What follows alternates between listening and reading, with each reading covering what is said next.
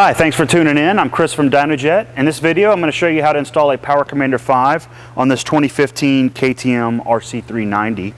To get started, we'll go ahead and remove the seat using the key switch.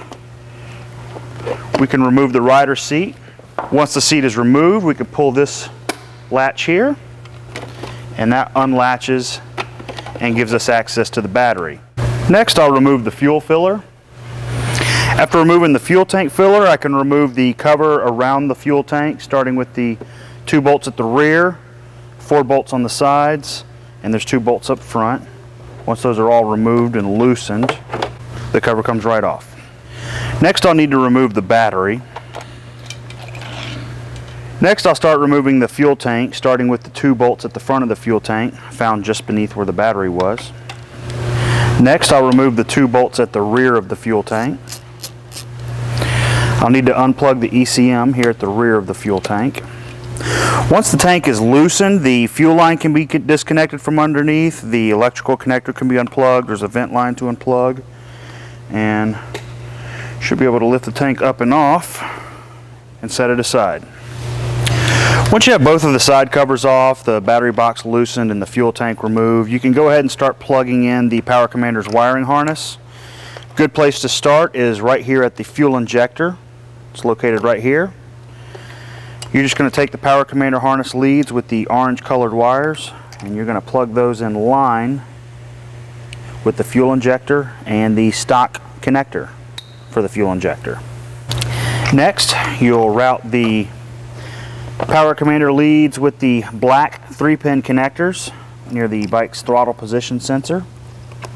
Here on the right hand side of the bike, where I've routed my Power Commander's TPS connectors, I can find the stock connector on the throttle position sensor. I'm going to unplug the TPS.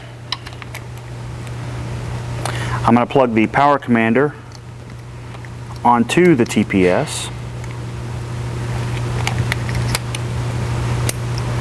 And I'm going to plug the stock TPS connector onto the Power Commander harness.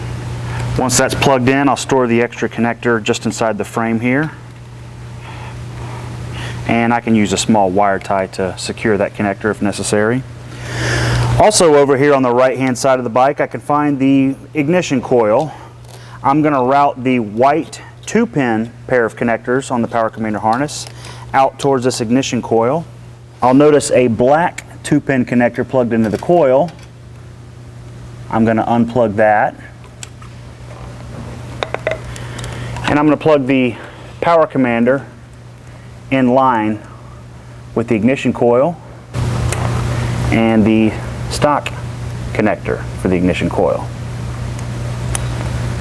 Over here on the left hand side of the bike, I can find my stock O2 sensor connector. I'm also going to find a pair of black 4-pin connectors and a pair of black 6-pin connectors.